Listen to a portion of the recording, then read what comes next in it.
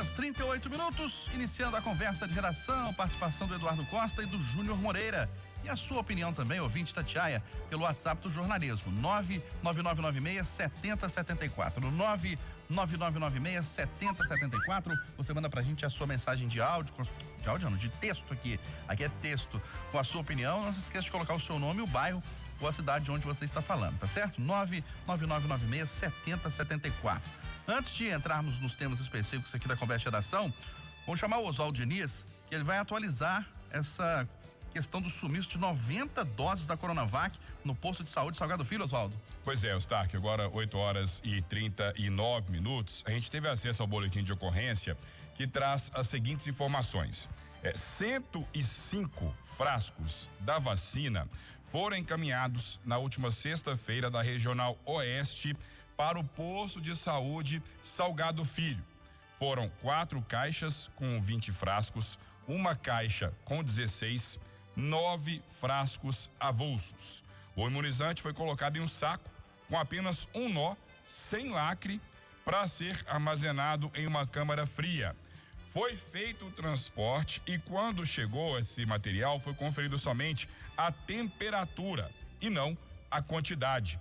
Ontem pela manhã foi dada a falta do medicamento e então durante todo o dia eles tentaram saber o que teria acontecido e às 4h50 acionada a Polícia Militar por uma funcionária do posto de saúde do bairro Salgado Filho, onde então foi feita a ocorrência e agora não se sabe se esse furto aconteceu no fim de semana ou se antes mesmo na Regional de Saúde Oeste, onde estava esse medicamento para ser transportado. Então pode ser que o furto aconteceu no fim de semana ou até mesmo antes, já que a conferência do material, né, para fazer a contabilidade dessa quantidade não foi feita quando esse imunizante chegou. A gente já entrou em contato com a Secretaria Municipal de Saúde, está aguardando o posicionamento então da Secretaria, viu, Eustáquio? Valeu, Oswaldo. 8h40. Ô, Júnior Moreira, que dizer de mais esse caso, hein? Não é o primeiro e tomara que seja o último de sumiço de doses da vacina contra o coronavírus. Bom dia mais uma vez. Pois é, Eustáquio, bom dia para você, pro Eduardo, pros ouvintes do Conversa de Redação. Olha o que o Oswaldo contou, né? Um monte de erro, né? Um monte de erro. Aí é transportado num saco sem lacre, e aí chega lá no posto de saúde, não é conferido, aí é conferido só na segunda-feira, aí na segunda-feira que vai se dar falta disso tudo, enfim. Tá nas mãos da polícia, né? Vamos ver o que a polícia descobre desse assunto aí, mas nota-se, né, que os erros foram vários, né? Até chegar a descobrir que essas doses sumiram, foram roubadas ou enfim, foram furtadas, né? A gente tem que começar a tratar as vacinas com mais carinho. Não só aqui em Belo Horizonte, mas a gente viu isso acontecendo em várias partes do Brasil, né?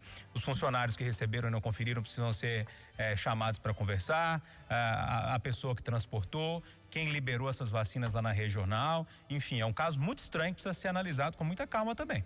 E a gente já pediu um posicionamento para a Secretaria de Saúde de Belo Horizonte e a gente aguarda um posicionamento sobre esse assunto, Eduardo. Bom dia para você. Bom dia para todo mundo. Fazer o quê? Assim somos, é o que temos para hoje e pedir providências é o que nos resta. A Deise Reis mandou um e-mail para a rádio dizendo que gosta muito da emissora e do Conversa de Redação, mas que nós precisamos falar palavras mais otimistas. A vida, diz ela, está tão tensa e cheia de medos, precisamos de palavras boas e incentivadoras. Ô Deise, eu tenho tentado ser, se não otimista, pelo menos realista e esperançoso no meio do caos. E vou te dar algumas notícias boas. A primeira é que a Prefeitura de Belo Horizonte está abrindo novos centros de saúde para funcionar 24 horas para atender os casos de Covid. A segunda é que a Prefeitura e o Estado, juntos, tornaram o Júlia Kubitschek só para Covid. É sinal de que os técnicos, pelo menos, estão se entendendo muito bem. E vale lembrar que os políticos também, porque o Calil e o Zema falaram. Outra notícia boa no âmbito do Estado. A FIENG entregou ao Zema 100 respiradores que foram feitos por uma empresa mineira de forma absolutamente espontânea e gratuita, e isso é mais recursos para os postos de saúde no que toca à emergência, apesar das dificuldades com recursos humanos. E a boa notícia no plano federal, minha cara Deise Reis, é que hoje temos, ou desde ontem temos, um número de vacinados superior ao de contaminados. Então, Deise, eu prometo que todo dia eu vou trazer esse olhar aqui para poder te representar. Olha aí, a assessoria da Prefeitura de Belo Horizonte acaba de mandar a nota sobre essa questão das vacinas desaparecidas lá no Salgado Filho. A Secretaria Municipal de Saúde lavrou um boletim de ocorrência e está investigando o fato junto com as autoridades policiais competentes. A Secretaria tem um alto rigor no controle das doses de vacina que são repassadas e já está fazendo uma análise de todo o fluxo para descobrir onde houve o desvio e apurar as responsabilidades. Nota da Secretaria de Saúde sobre o desaparecimento das vacinas lá no posto de saúde do Salgado Filho. Bom, ô Eduardo, e depois da rede particular, Belo Horizonte agora não tem mais leitos de UTI no SUS. Ontem, desde as 8 da manhã, eu estava ajudando um amigo na busca de um leito de CTI para uma senhora. E uma pessoa da Santa Casa foi me ajudando. Eu pedi socorro lá. Falei, ajudei. E foi. Quando foi 2 e pouquinho da tarde, essa pessoa me disse o seguinte: Eduardo, nesse momento, 2 e pouquinho da tarde de ontem, nós temos na fila só do SUS e só em Belo Horizonte 129 pessoas esperando uma vaga de CTI. Deu um calafrio na minha barriga, na boca do estômago, onde a gente sente as emoções, parece que foi uma pancada. Pensei, Deus do céu, nos acuda. E essa vaga dessa senhora apareceu no fim do dia e eu fiquei pensando cá com meus botões, né? A notícia boa, viu, Deise, é que o RT baixou mais um pouquinho, ainda está no amarelo, mas está baixando, que é o índice de transmissão. Queira Deus que continue baixando. Mas ontem eu pensei nisso, Eustáquio. Falei assim, Deus do céu, eu sempre, puxa vida, são mais de 40 anos no rádio, gente, vendo pessoas brigando por uma vaga de CTI. Mais de 40 anos, nunca tive notícia que estava farto, sempre teve dificuldade. Mas 129 famílias esperando alguém melhorar ou morrer para o seu parente ter chance de respirar, é um negócio digno da gente lembrar do Papa Francisco. Eu lembrei dele e na hora atendi o pedido dele, a recomendação dele, rezei o Pai Nosso. Ô, Jura Moreira, parece que não tem mais o que fazer, né? É o que o Eduardo disse, né? Nos resta rezar. Rezar e tentar ajudar de alguma forma do jeito que a gente pode. O Eduardo, num trechinho do comentário dele, ele disse o que eu tinha para trazer para vocês aqui, que é a questão do RT, a transmissão, o número de pessoas infectadas, né? Aqui em Belo Horizonte. Na segunda passada, né? Na segunda da semana passada, esse número era de 1,28, lá no vermelho, batendo um número que a gente nunca tinha visto. Nesta segunda ele vem em queda. Eu falei para vocês no meio da semana passada, vamos ficar de olho nesse número que ele está em queda, e ele continua em queda. Ontem ele chegou em 1,17 no nível amarelo. O ideal é que ele fique sempre abaixo de 1, segundo os especialistas de saúde, mas é um alento para dizer que menos pessoas estão sendo infectadas, e isso ali na frente, daqui 15, 20 dias, isso pode não pressionar tanto assim as UTIs e as enfermarias. Então é a pegar nesse número, já é um resultado do fechamento da cidade, fechamento do estado como um todo.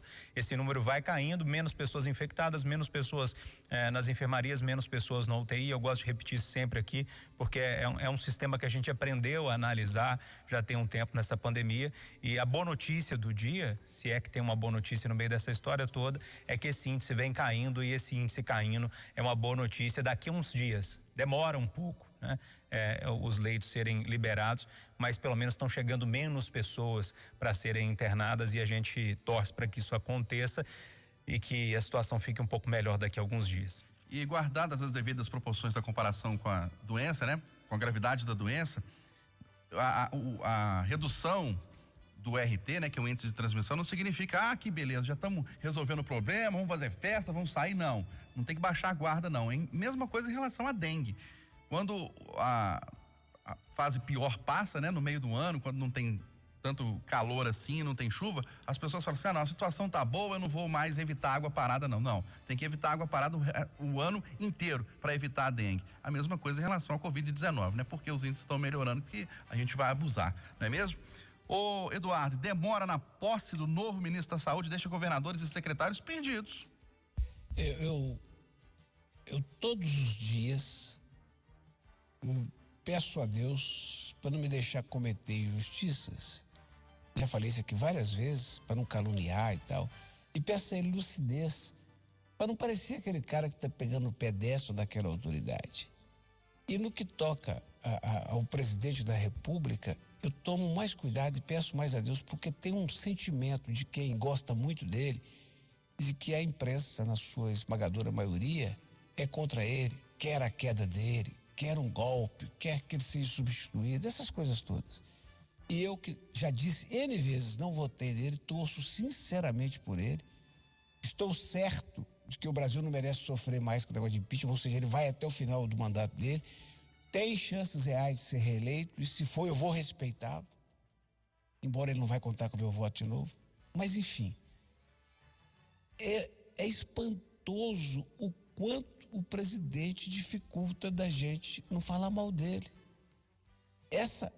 O episódio dele, domingo, no dia do aniversário dele, quer dizer, ele sai do palácio, o povo aglomerado, ele vai para perto do povo aglomerado, lava as mãos numa água suja que fica ali empoçada, depois enxuga as mãos na calça, na parte traseira da calça, e depois pega no bolo, come e dá aos outros.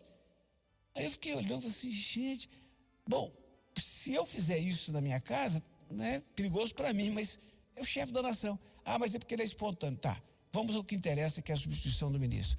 Pô, é o 4º ministro em um ano de pandemia. Aí nomeia o cara, mas não nomeia, mas não dá posse. E o que eu tenho escutado aqui e acolá, hoje inclusive o Júnior falou de madrugada, é que ele estaria buscando uma saída honrosa para o Pazuello. Agora, Deus do céu, se o Pazuello sair do ministério, meus amigos, ele tem um cargo de general, que deve ser, no fritar dos ovos com vantagens acolá, nada menos que 40, 50 conto por mês, ou seja, ele não vai ficar entregue à própria sorte. Agora estaria pensando no ministério, a Organização Mundial de Saúde, ontem, de novo, falou, queremos uma atenção especial para o Brasil e queremos que o senhor, novo ministro, tenha muita responsabilidade e que nós estamos com ele, nós queremos ajudar. O presidente não ajuda, ele não nomeia o cara, ele não põe o cara lá. Então nós temos 2 ministros da saúde, mas não temos nenhum. Tem um que está falando como ex e tem um que está falando como futuro. Mas no ápice, no coração da pandemia, aí o presidente vai falar aos seus seguidores e fala assim, estão esticando a corda, esses governadores estão esticando a corda, não sei o quê, eu tenho os recursos aqui, então o exército vai aceitar isso. Sabe? É difícil demais dar conta de ver a luz no fim do túnel com o comportamento do cidadão. É absolutamente impensável. Então, rezar o Pai Nosso de novo e pegar com Deus para que ele bota lá o cara, para o cara tocar o barco, gente. Ufa, como é difícil falar sobre isso, Sestá. Ô, Júnior, e ontem o presidente disse que o Brasil é exemplo mundial de combate à pandemia. Eu não sei em que mundo que realmente essas pessoas vivem, não. O Eduardo falava aí do Eduardo Pazuello voltar para o Exército. O problema, Eduardo, que o que se fala nos bastidores é que o Exército não quer ele de volta. O grande problema é esse. E aí, o Exército não quer de volta. O presidente está tentando arrumar um cargo para ele lá, para ele ter foro privilegiado, para ele não vir para a primeira instância, para ser investigado em primeira instância. Então, assim, é complicado, né? Você quer falar, Eduardo? Uai, você está lendo meu pensamento. Isso é a mágica do Zoom. É a mágica do Zoom. Mas pensa só, o mundo caindo, 280 mil mortes, e ele preocupado que o cara pode ser processado, preocupado que o Exército não quer de volta. Arranja um jeito, que eles sempre arranjam. O Antônio Roberto, que dava conselho bom para todo mundo, foi lá, arranjou um jeito, aposentou, disse que estava morrendo e está aí, firme e forte.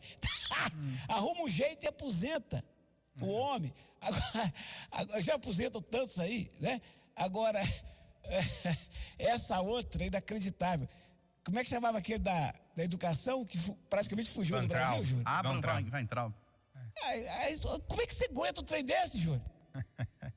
Pois é, mas para continuar o raciocínio, então são 2 coisas que se falam dos bastidores, né? Primeiro, essa questão do Pazuello, que o Exército não quer de volta e o Bolsonaro não quer deixar ele à míngua para ele não ser julgado lá na primeira instância por causa das acusações de crime com falta de oxigênio em Manaus. E a outra situação é que o Bolsonaro escolheu Um ministro, Marcelo Queiroga, que é médico e é empresário ao mesmo tempo. Ele tem sociedade em algumas empresas. E sendo sócio na iniciativa privada, ele não poderia assumir, né, o cargo na pasta, no Ministério da Saúde. Ou seja, nós temos 2 ministros e não temos nenhum, né? Um que ainda está lá, mas não pode fazer nada, o outro que chegou, mas também não pode fazer nada. E nós estamos, pessoal, no pior momento da pandemia. Será possível, que é muito difícil das pessoas entenderem, que não é má vontade? A gente está no pior momento da pandemia e nós não temos o ministro da Saúde por incompetência.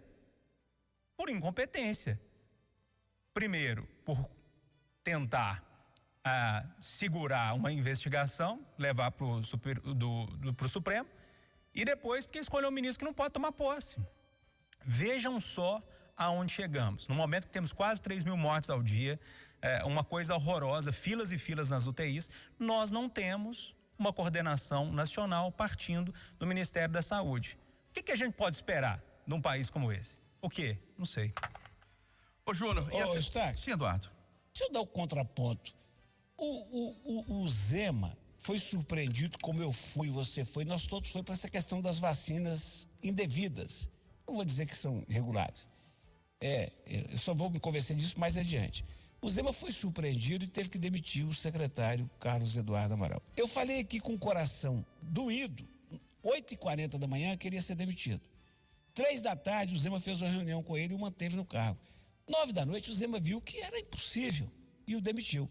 No outro dia, tomou posse o Fábio Baquerete, que tomava conta da FHEMIG, a Fundação Hospitalar, que é um médico de carreira da FHEMIG, e que foi lá, sentou e está tocando o barco. O que a gente está pedindo para o presidente da República é só isso.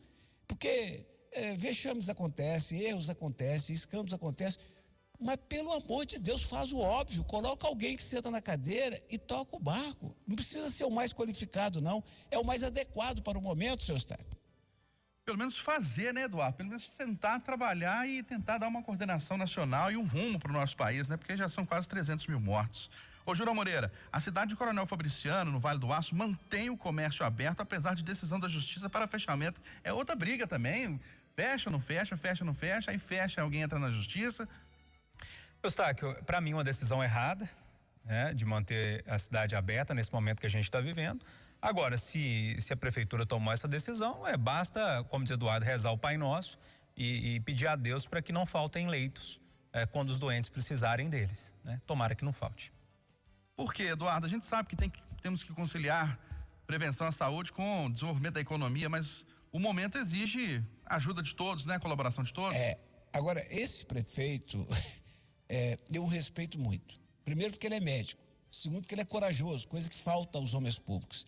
Terceiro porque lá atrás ele peitou o Calil, processou o Calil e, pelo que ele disse, que eu não sei se é verdade, ele até ganhou indenização, ou teria direito, por aquela história das barreiras. Outra coisa, em janeiro ele comprou vacinas, tá? Ele não recebeu ainda, mas ele comprou. Outra coisa, as aulas pararam lá por um tempinho. Ele foi lá em Brasília, no Supremo, e ganhou o direito de retomar as aulas e retomou e está tocando. Os índices da cidade dele não são desesperadores. E ele agora diz que essa onda roxa do Zema é mequetrefe. Por exemplo, tem algumas coisas, eu acabei de elogiar a atitude da FIENG de levar respiradores para o Zema. Mas os senhores entenderam aquela decisão do Zema um dia desse, de tornar a indústria essencial? Pode ter o caráter de essencialidade, mas seguramente é por causa da ligação do Zema com a indústria. Então, essas coisas do mundo da política, esse prefeito de Fabriciano não tem coragem de enfrentar. Então, resumindo a prosa, eu acho que se tem uma ordem do governador, todo mundo tem que seguir. E a justiça vai obrigá-lo a seguir. Mas deixa eu falar uma coisa, Júlio. Eu sou fã desse cara, sem conhecer. Olha, o Eduardo, e o ministro da Economia, Paulo Guedes, reforça a necessidade de aceleração em massa da vacinação. Ele está coberto de razão. Eu continuo ainda acreditando que se não é o melhor, é o menos pior para esse Brasil, esse ministro, que Deus o ilumine, que a gente vacine e que a gente enfrente o que vem por aí, amigo. A miséria que já é grande está aumentando desesperadoramente e Deus nos proteja no pós-pandemia. Ô, Júnior, você está otimista pelo ritmo da vacinação e que até o final do ano a população estará vacinada, pelo menos uma boa parte, 80%, 90%? Precisa acreditar nisso, né, Eustáquio? Senão a gente não vive a partir de agora, né? Vamos acreditar que isso vai acontecer, mas na hora que a gente olha de forma realista para a situação, não é muito bem o que a gente pode trazer para os ouvintes, não. Agora, o Paulo Guedes tem repetido muito isso agora. Que bom, né? Que os fatos esfregaram na cara do governo uma realidade, que é a única solução é a vacina. Depois de tanto que eles falaram mal das vacinas, tanto que criticaram, colocaram empecilho, fizeram um movimento contra as vacinas, agora entenderam que a vacina é a única solução. Tomara que mais uma vez e outras vezes mais, que os fatos, mais uma vez, esfreguem na cara do governo a realidade e o governo tente mudar de ideia, como mudou agora na vacinação, e que bom que o Paulo Guedes está pensando assim também. E enquanto não tem vacinação, evitar aglomeração, usar máscara e álcool gel, viu, gente? 8 horas. E agarrar no terço. No terço também. 8h59 em Belo Horizonte, final do Jornal da Itatiaia, primeira edição desta terça-feira. Apresentação: Aline Neves e Eustáquio Ramos. Vem aí o Acinantão. Ótimo dia a todos.